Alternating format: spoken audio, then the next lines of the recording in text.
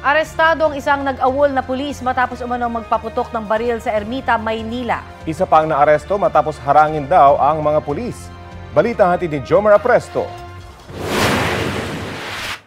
Ito po yung hinahanap naming baril. Ito po. Nasa ilalim po ng sasakyan.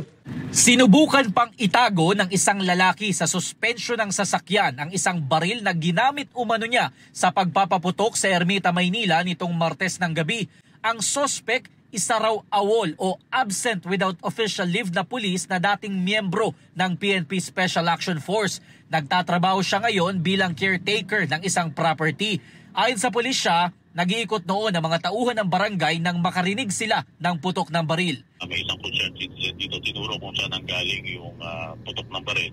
At pagpunta nila dun sa location, nakita nila itong isang individual na may hawak na baril at nagpaputok pa ng sunod-sunod. Umabot daw sa mahigit 20 pulis kabilang ang SWAT ang dumating sa lugar. Pero hindi raw sila agad pinagbuksan ng gate at isa pang caretaker ang nakipagmatigasan umano sa mga pulis. Tumagal pa ng 1 oras bago tuluyang napasok ng otoridad ang lugar. Ayon sa mga pulis, naabutan nila na nagtutulog-tulugan sa isa sa mga baraks ang sospek. Maya-maya, nakita nila ang ilang basyo ng bala hanggang sa mahanap na ang itinagong baril. Pumasok kayo rito sa loob ng private property, okay?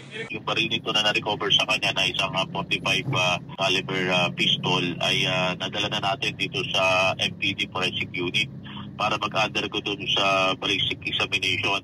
Hawak na ng Ermita Police Station ang 2 sospek. Napagalaman naman na ang caretaker na nakipagmatigasan sa mga pulis ay dati nang nakulong dahil sa pagkukubli umano ng iligal na armas. Maharap ang awol na pulis sa reklamong paglabag sa Comprehensive Law on Firearms and Ammunition at Indiscriminate Firing, habang reklamong obstruction of justice naman ang isasampa sa kasabwat nito. Hindi nagbigay ng pahayag ang mga sospek. Jomer Apresto nagbabalita para sa GMA Integrated News.